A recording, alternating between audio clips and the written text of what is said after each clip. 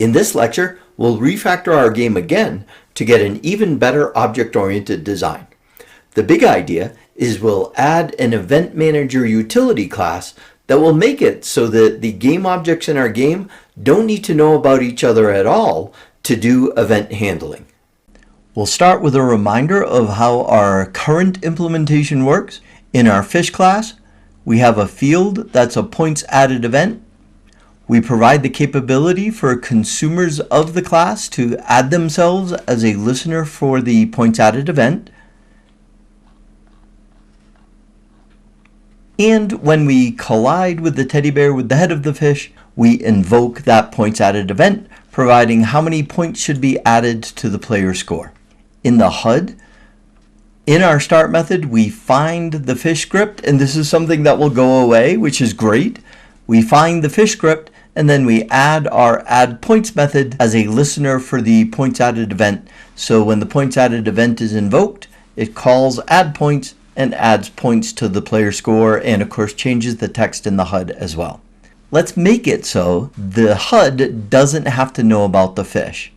Back in the editor, I'm going to add another script that I'll call Event Manager because it manages events, and I'll open up that script and I'll say this is an Event Manager,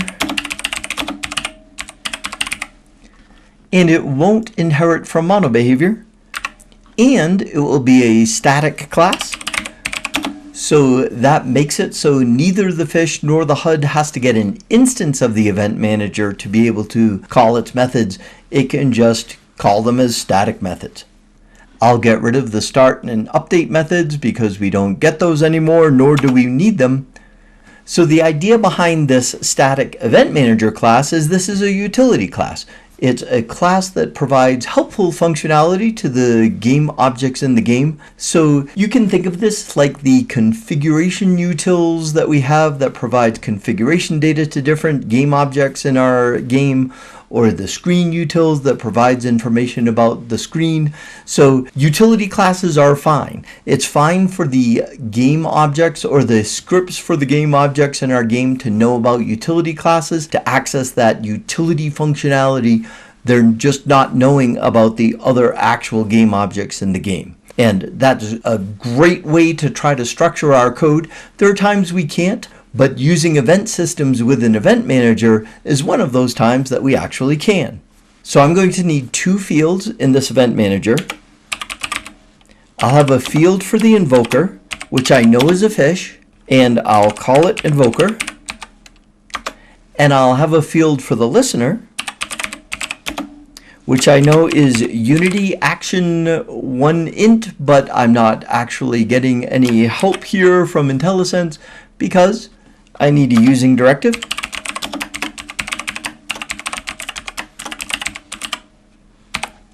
And now I can actually have a Unity action with an int, and I'll just call this listener.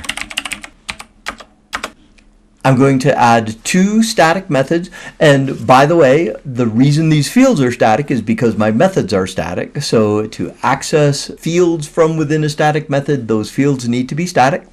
So this will be static void add event invoker. And we know it's a fish, and I'll just call it script. I'll add my comment.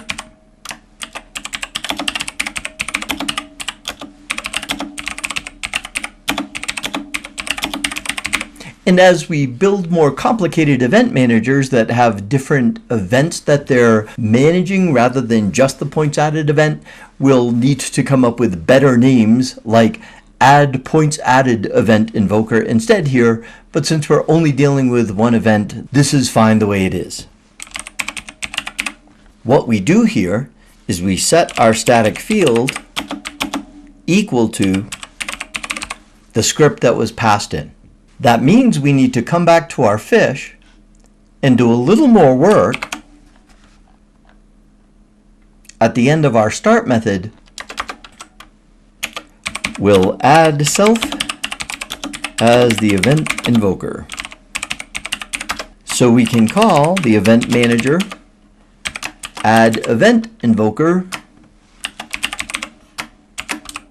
and you'll see IntelliSense isn't helping me because of course this method needs to be public, and I'll add this script, this C# object as the invoker of the event. So now I've told the event manager from the fish that I am somebody who invokes the event.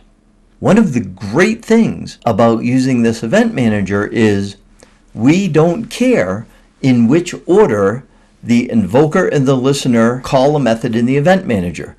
So it could be the case when we call add event invoker, the listener hasn't been added yet, and this would be all the code we need. But if the listener has already been added, we want to make sure that we add it as a listener to this invoker that we just added.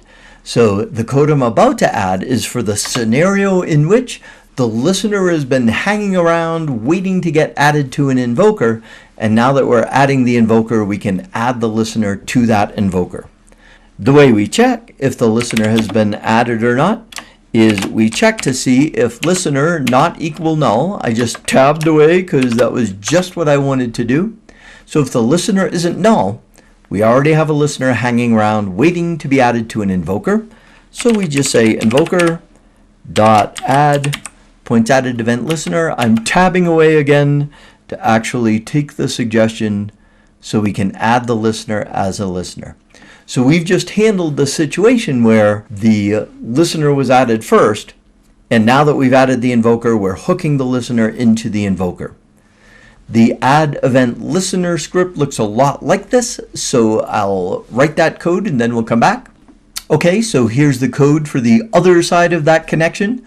It's a public static void method called add event listener, and this time the data type for the parameter is Unity action int, and I've called this handler here.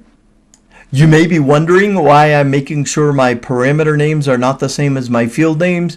It's because I can't actually use this dot to distinguish between a field and a parameter that are the same name if the field is static, because there is no such thing as an instance field called listener. So that's why they're different names. That's fairly subtle. If you didn't even notice and you don't care, that's fine, but that's why I'm doing it that way. So this first thing I always have to do, whether the listener is getting added first or after the invoker, and this code checks to make sure the invoker hasn't been added first and is just hanging around waiting for a listener to say they want to listen. So if the invoker isn't null, we've already added the invoker and we want to add this new listener as a listener for the event to the event in the invoker. And that's it for the event manager. The last piece we need is, I told you here in the HUD we could get rid of all this stuff, and not really all this stuff. We just change this to event manager instead and change it to add event listener. And now instead of finding the fish game object and adding our add points method as a listener for the event in the fish game object, we just tell the event manager we care about this particular event, and we don't even have to know who invokes the event. We don't have to know it was a fish. We just told the event manager we care about this particular event. I'll show you that everything compiles fine, and when I run the code, hopefully I can eat a teddy bear quickly. And I did, and you can see it works exactly the same way it did before. But now we have a better object-oriented design even than last time, because the HUD doesn't have to know about the fish and the fish doesn't have to know about the HUD. They do both need to know about the event manager, but the event manager is a utility class that it's reasonable for our scripts in the game to know about to make the game work properly. To recap, in this lecture you learned how we can add an event manager utility class that makes it so our game objects don't need to know about each other at all to do event handling. And this approach leads to a really solid object-oriented design.